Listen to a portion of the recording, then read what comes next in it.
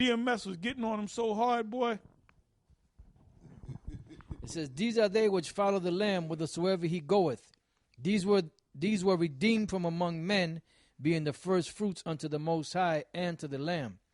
And in their mouth was found no guile, for they are without fault before the throne of the Most High. You got something? Yeah, I have a precept to build upon what Apostle Ronald brought out. This is St. John, chapter 17, verse 9. Yahushua said, and if you have a red letter edition Bible, this will be in red, right? It says, I pray for them, I pray not for the world, but for them. And that right here, specifically, Yahushua was speaking about Israel. It began with Israelites that were not of the elect, man. It began there. Even when you go to 2 and 9, Revelation 2 and 9 and 3 and 9, when it says about and they who say they are Jews and are not, that began with Israel. Phony ass niggas saying that they were yep. And that's where it began with. Synagogue of Satan, like Nate, Comfy, all it begins with. Remember where it's going to begin at? It's going to begin at the ancients in the house of the Lord, the ones who say they are Israelites, but they're not because they don't believe in Yahweh. And to add to that, the ancient meaning guys that been around, so-called been in the truth, like Lahab, he made his comeback. Yeshaya, see them guys when we came in, they were like our elders over us, and right now that even so-called guys were never my elders. Them guys were never my elders. My elders was Marsha, King Marsha, Arya, and Yaikwa. You're right. You're absolutely right. You know what? We have to clarify. That's right, because realistically, they were false teachers. Because you know what? Realistically, Yeshaya and Lahab, both of them, Yeshaya, Lahab, and especially Kazakh. You know what I'm saying? But they really weren't elders because they weren't really teaching, man. Yeshaya was just telling jokes, and Lahab was just up there talking shit, man. Yeah, he was a Black Panther, man. That's all that was, man. Them guys were just hype men. You know what I'm saying? They were just hype men. You know? Speaking of, I was nothing but a Black Power Ranger, man. Yeah, that's it.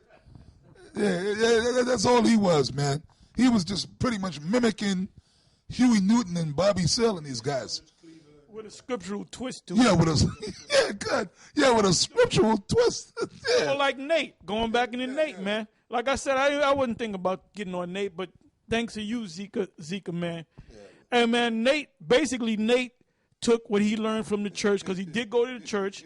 He came into Israel, learned about Israel, and he took Israel and intermingled it with the church. Yeah. So that's nothing but a church, a Christian church, because Christ is in their title, with a Hebrew Israelite twist to it. That's all that is, man. Yeah, that's absolutely true. Like Reverend Price. Yeah. He can put a Hebrew Israelite twist to it. He can twist it into the church, but it's still a church. Yeah, have him wearing garments. That's it. But you're still going off, brother. But you're still going off, and that's all Nate is. Yep. That's all it is, and we're telling you the truth. So that scripture, I'm gonna let you, Apostle. The brother there, Sakaran, was bringing out the scripture, the ancients. So all you guys, you so-called guys that were so-called leaders of Israel, primarily guys like Lahab, Shia, and shit like that, and all the rest of them wicked niggas, Yashawan, and all the rest of them guys, you were top so-called teachers and generals in Israel at one time, but you fell off and you went into teaching other wayward doctrines. The Lord's going to destroy y'all, man.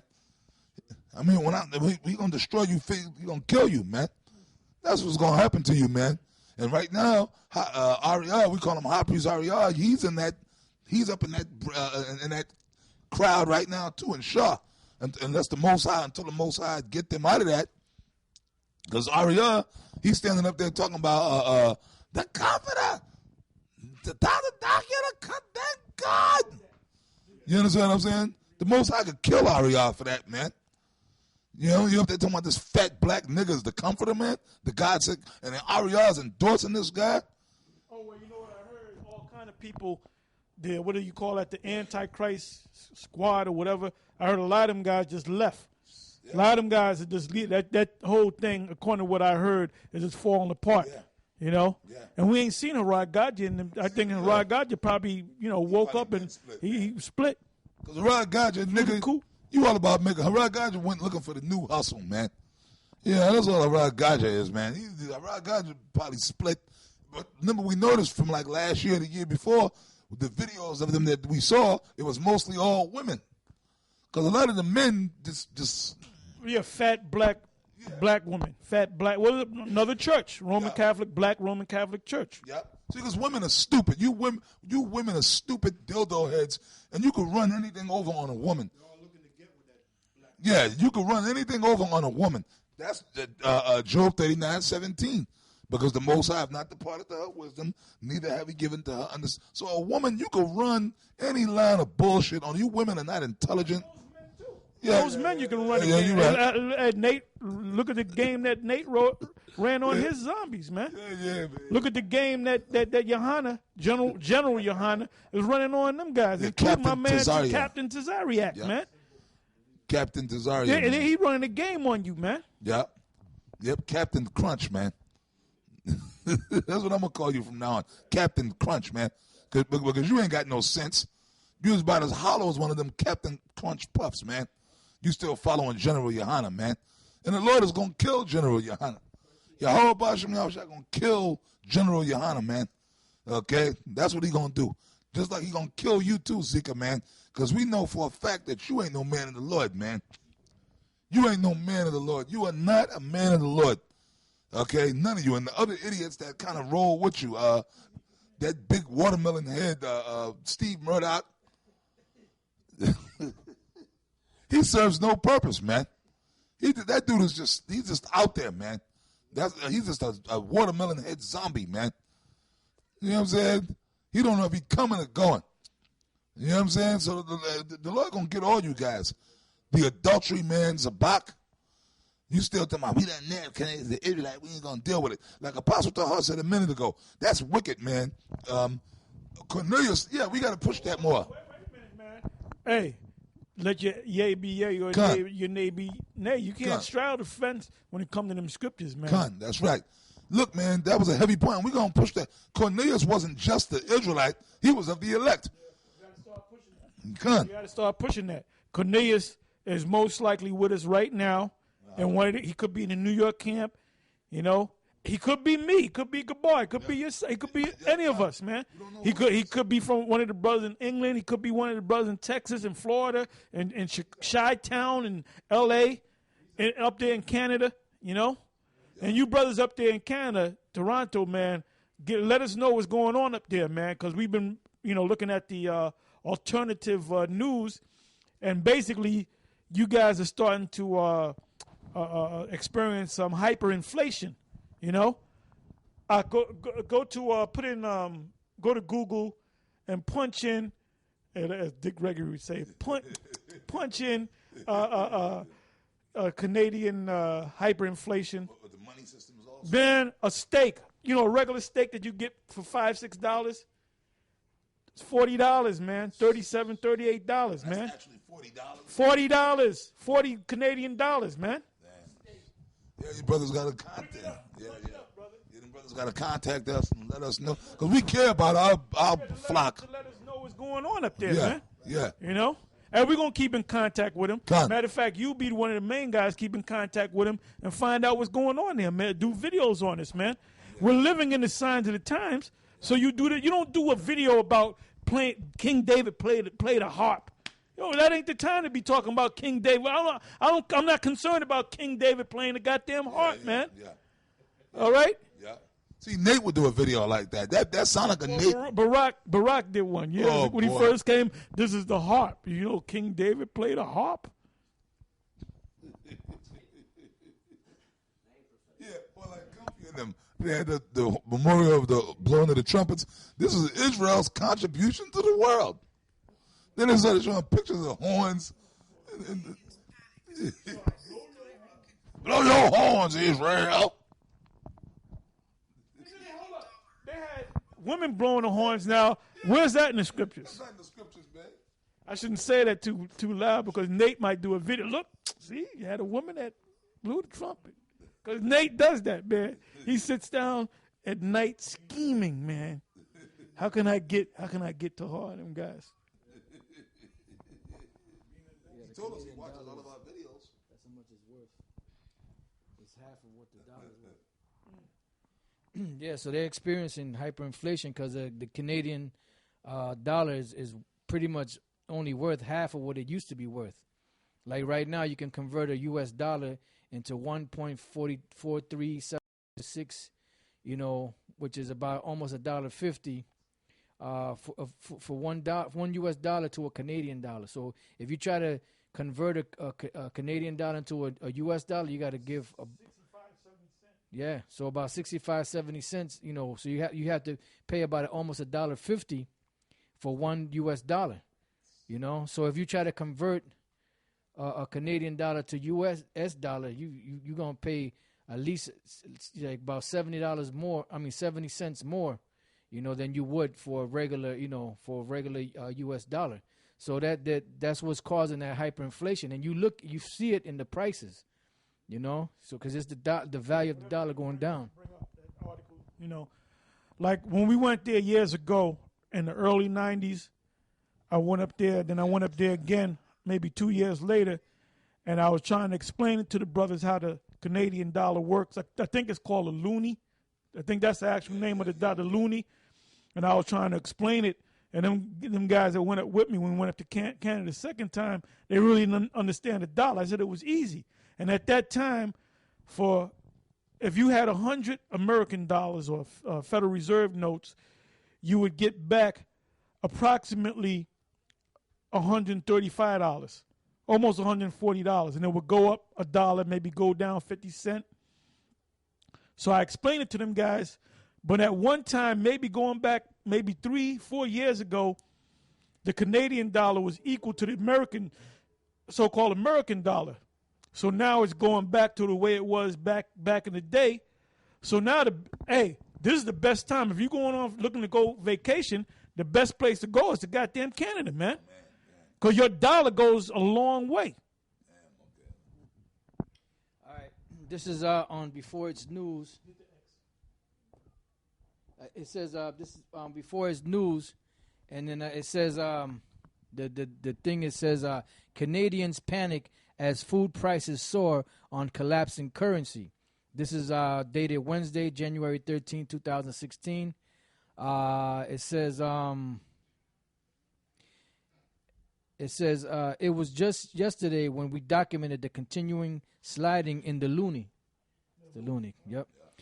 Which is suffering mightily in the face of oil's inexorable decline. And that's the reason why that particular currency is going down. Yeah, because Canada is a major oil exporter, meaning they make their capital from oil. Now it's, I believe, Saudi Arabia, them Arab nations, they're bringing down the prices artificially.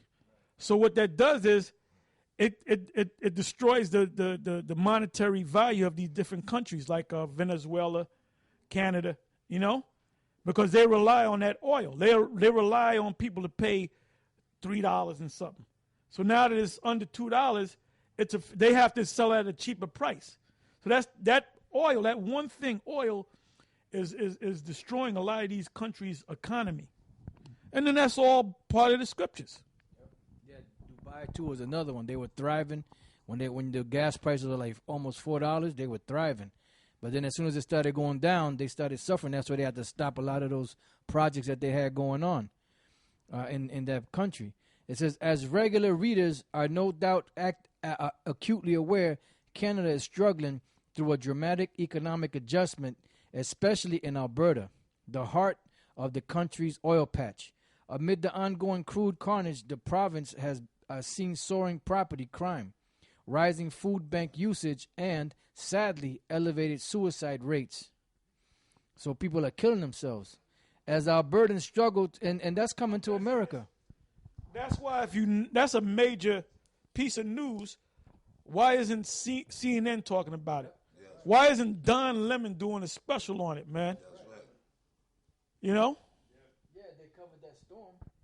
You know, you covered that storm. Breaking news. You know, you all day yesterday. You know, you were covering the news on the storm. How come you're not covering the storm of the Looney up there in Canada? It says, as Albertans struggle to comprehend how things up north could have gone south, so to speak, so quickly, the plunging Looney can only serve to worsen the death of the Canadian dream, we said on Tuesday. Okay, they mentioned. Okay, what did they say? Anything? Yeah, it said suicide rate. You got the. Suicide rate in Alberta, I guess it is. Alberta, yep. Suicide rate in Alberta. Oil patches 30% high. Then they say shalom. So shalom to your brothers out there in Canada. Shalom. You know, GMS Winnipeg. So that's show you that's the spirit, man. Hey, well, the ball is in Canada's court. GMS Canada, you know, whether they be in Toronto, Winnipeg, Montreal, however many camps are out there, man. Now it's time for you brothers to shine. You know, put them videos up, man, and send them out, man, because you are right there. Now it's time for you to do the on location spots. Ask people. You know how we do, man. We go to different locations. We might interview people, you know, and then you simply link them up to the scriptures, you know. All right, it says, as it turns out, we were exactly right. The currency's decline is having a pronounced effect on Canadians' grocery bills. As Bloomberg reminds us, Canada imports around 80% of its fresh fruits and vegetables. When the loonie slides, prices for those goods soar, with lower-income households tending to spend a larger portion of income on food. This side effect of a soft currency brings them the most acute stress, Bloomberg continues. Of course, with the layoffs piling up, you can expect more households to fall into the lower income category where they will have to fight to afford things like $3 cucumbers, $8 cauliflower, and $15 frosted flakes. Damn. You know, frosted flakes, I mean, because back in the days, even in America, I mean, now it's like $4, $4 or $5 for a box of cereal here. And that's a lot, yeah. It says here, right? I put in Canadian dollar, and it said the first story that came up. It says $1 Canadian equals 0.71 US dollar, meaning, if you have $71 US, you go up to Canada, you're gonna get $100. All right. So the US dollar is far greater than the Canadian dollar. Now they have a chart here, and it says back in mid 2011, going into 2012, the Canadian dollar was pretty much equal to the U.S. dollar. Jumped to 2016, is down to 0.71 cent. So that's a problem. That's a major problem. That's why prices don't go up. It's the value of the dollar that goes down. That's what people don't understand. It says you get 2 cucumbers for $6. So that's $3 a cucumber. When they sell them here, when you go to the supermarket, you be bitching about 50 cents or $1. 115 grams, a small thing of black pepper, $18.99. $18.99. 100 ounces of Tide, $31.99. And then somebody put a tweet. They said, "Oh my God, the price of groceries in Canada right now. What is this? The Great Depression?" Well, like my man Gerald Salente says, it's going to be the greatest depression, you know, because this thing is coming, you know, and that's just like a